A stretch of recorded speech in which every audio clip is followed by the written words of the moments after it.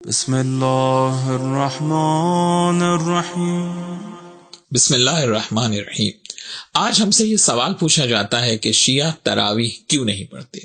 اس سوال کا جواب جاننے کے لیے سب سے پہلے ہمیں یہ دیکھنا ہوگا کہ اس سلسلے میں پیغمبر اکرم صلی اللہ علیہ وآلہ وسلم اور اہل بیت علیہ السلام کا کیا موقف ہے، کیونکہ ہم فقط پیغمبر اکرم اور اہل بیت رسول علیہ السلام کے اتباع کے پابند ہیں۔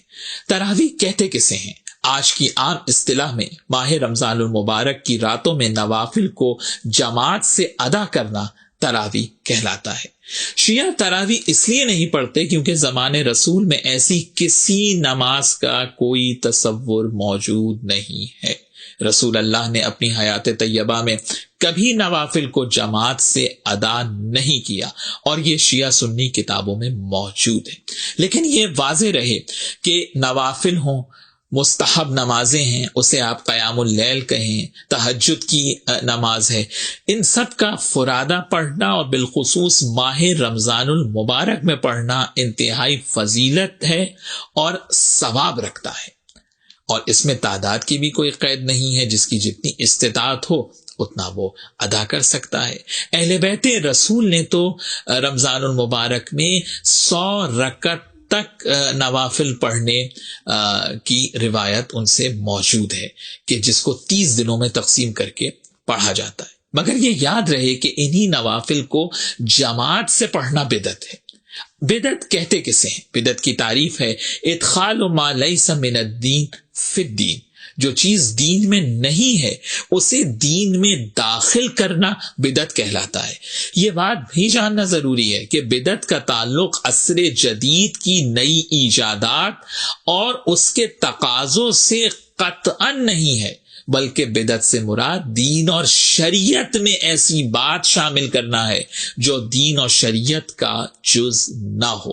دین سے متعلق ہر وہ عمل جو زمانے رسول صلی اللہ علیہ وآلہ وسلم میں نہیں تھا، بعد میں اسے ایجاد کر کے دین میں شامل کر لیا گیا تو وہ بدعت کہلائے گا، اور نماز کا معاملہ تو خاص دینی معاملہ ہے۔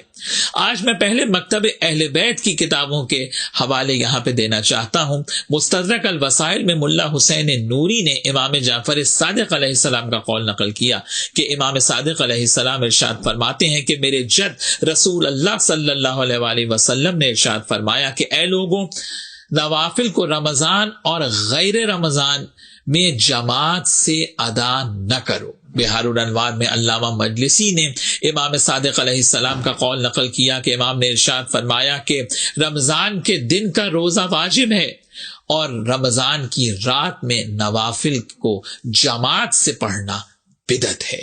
امام علیہ السلام نے ارشاد فرمایا کہ میرے جد رسول اللہ صلی اللہ علیہ وآلہ وسلم نے کبھی نوافل کی جماعت نہیں کرائی۔ مولا علی علیہ السلام نے اپنی ظاہری خلافت میں خطبہ دیتے ہوئے ارشاد فرمایا، الکافی کی 8ویں جلد میں یہ خطبہ موجود ہے۔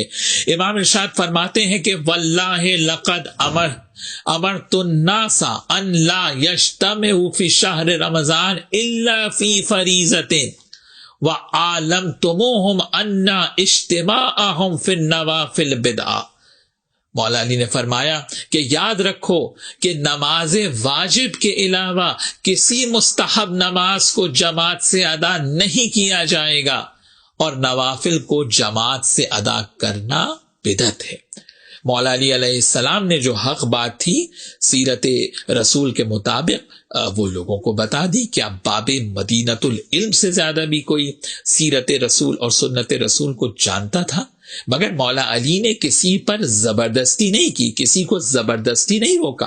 اس آیت کی بنیاد پر کہ جو آیت حضرت فاطمہ زہرا سلام اللہ علیہا نے رسول اللہ صلی اللہ علیہ وآلہ وسلم کے وصال کے بعد اپنے خطبے میں مدینے میں جس آیت کو پڑھا تھا، سورہ ہود کی 28ویں آیت مبارکہ، کہ جس میں ارشاد ہے فَأُمِّيَتْ عَلَيْكُمْ أَنُلْزِمُوكُمُوهَا وَأَنْتُمْ لَهَا كَارِهُونَ۔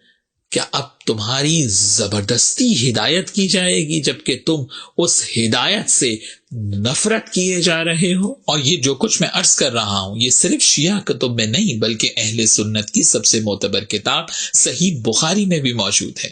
عبد الرحمن بن عبد القاری روایت کرتا ہے کہ میں خلیفہ دوم کے ساتھ مسجد میں گیا تو لوگ اکیلے، منتشر اور بکھرے ہوئے نوافل ادا کر رہے تھے۔ ظاہر ہے سنت رسول یہی تھی، زمانے رسول سے یہی طریقہ چلا آ رہا تھا کہ نوافل کو فرادہ ادا کیا جاتا تھا۔